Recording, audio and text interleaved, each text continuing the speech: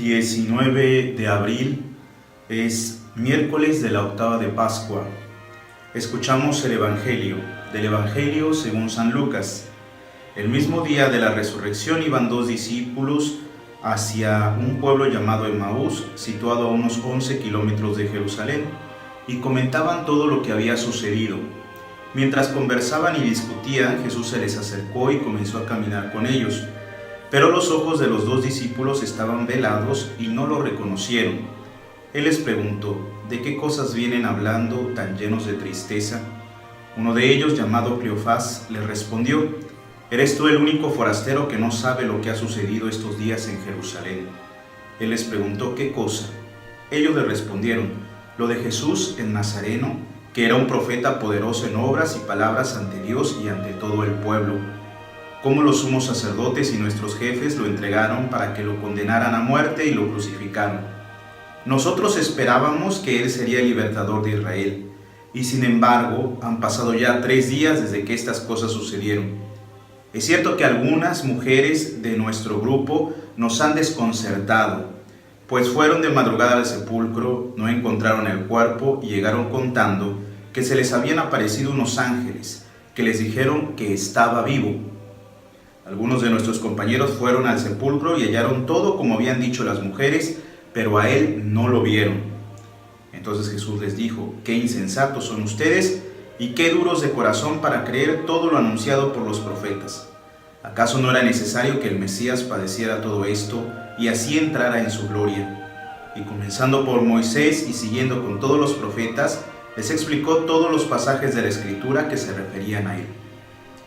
Ya cerca del pueblo a donde se dirigían, él hizo como que iba más lejos, pero ellos le insistieron diciendo: quédate con nosotros porque ya es tarde y pronto va a oscurecer.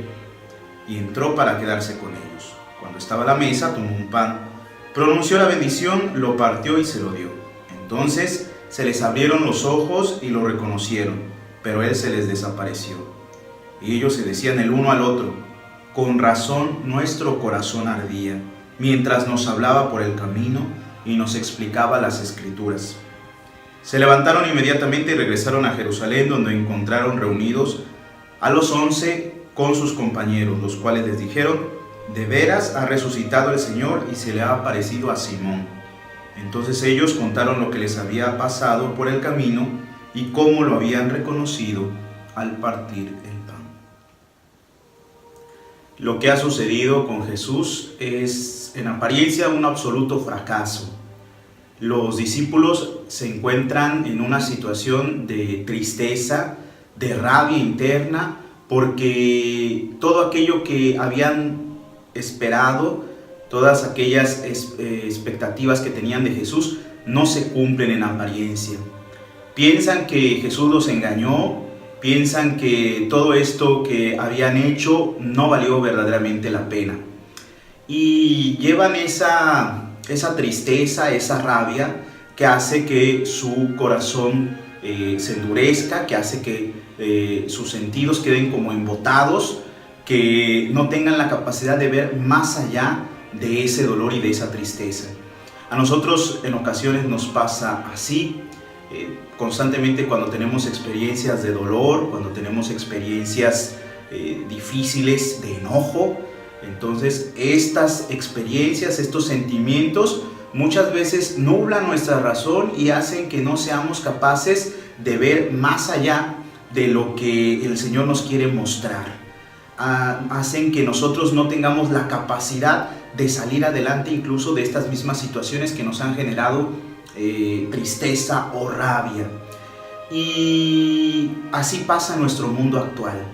Pasa constantemente cuando vemos tantas necesidades, cuando vemos tanto dolor, cuando nosotros mismos tenemos que sufrir esas experiencias de enojo, de tristeza, de rabia, y sentimos que todo esto de creer en Dios es una cosa que no vale la pena, que parecería que de repente los malos siempre llevan la ventaja y el bien nunca va a triunfar.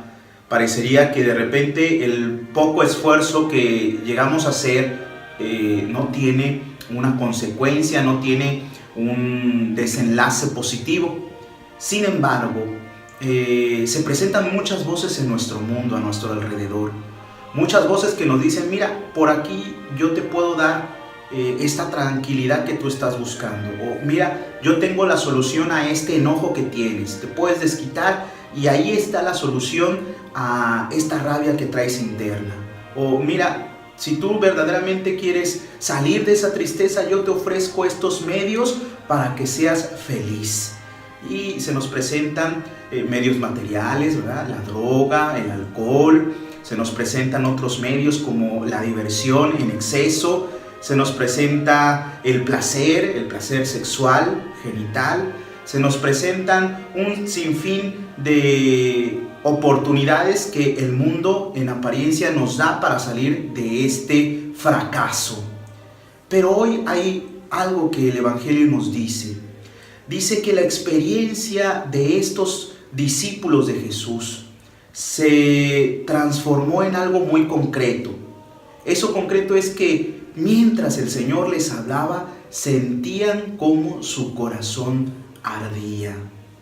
Yo les puedo asegurar que podemos escuchar muchas voces en este mundo que nos ofrecen esa paz, esa tranquilidad, el salir de esa rabia, pero solamente la voz de Dios, solamente su palabra es capaz de hacer arder nuestro corazón.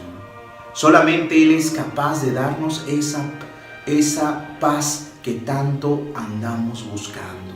Solamente Él es capaz de darnos esa felicidad que constantemente estamos buscando.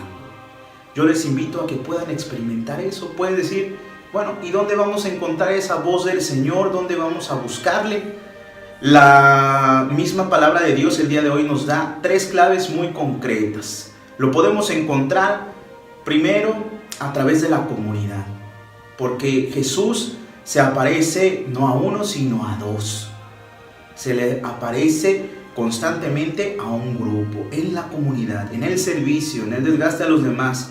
Cuando nos encontramos con el otro, ahí podemos encontrar a Dios. La segunda cosa muy importante que nos dice la Escritura, en la fracción del pan.